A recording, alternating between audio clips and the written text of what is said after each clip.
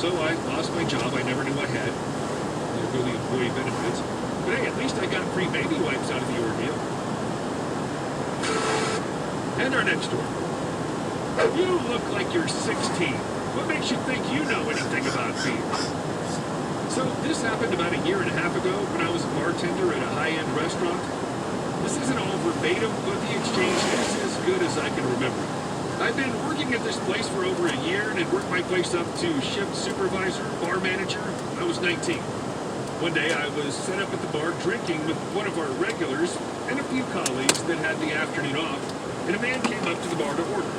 There was only one bartender working as it was just after the Sunday lunch rush, and it was always quiet by that point. This bartender was new, and I just handed the shift over to him. He was capable of running a shift on his own, but hadn't quite learned the drink menu. The Janet just walked in to order and started asking about the beers in a really snobbish manner, such as, what are your wheat beers? Which lager's the most crisp? Do you have any real hoppy lagers? Basically, he was asking questions about any type of beer possible just to be complicated and sound like he knew his stuff.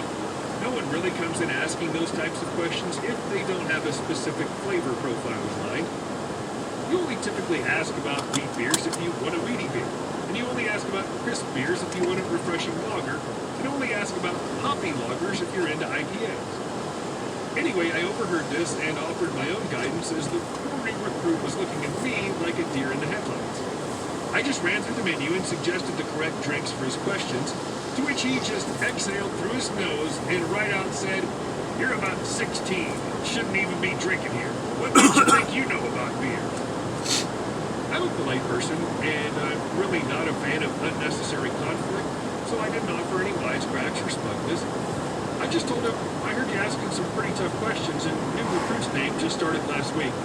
I thought I'd help out as I'm off shift, and it's a good training point for him as I'm his manager. To which he joked about the new starter being old enough to be my dad. I'm not sure what he was trying to gain from throwing weak insults at a stranger, but my mind switched into work mode and I just started listing off drinks on our menu like I was advertising half the breweries in Europe. I asked what flavor profiles he was after. He said he wanted a light ale or a heavy lager, high ABV or low. If he was looking to eat, then perhaps one of the wines would be better suited if a heavy beer is preferred, specialist finish. I finished off with the new bartender's name. Can you pop staff discount on for this gent? It'd be nice to see him back here when I'm working. Proceeded to give him my till and walk him through the steps to apply. Lo and behold, this bloke orders a pint of Carling because all the fancy beers were way too expensive. Imagine that, trying to show off to a bartender that you know more than them, and then ordering the cheapest beer on tap. I don't miss these types of guests one bit. And our next story. Poor parking garage behavior preps prospective employee for poor performance evaluation. I used to work for a large state agency, and after 5 years had become a middle manager. My office was in the state office tower downtown, and parking was scarce, but middle management and up got reserved parking in the garage attached to our building. This was a great perk, since it's a cold state, and on days that the tower garage is full, you have to park at a private garage about a mile away and walk.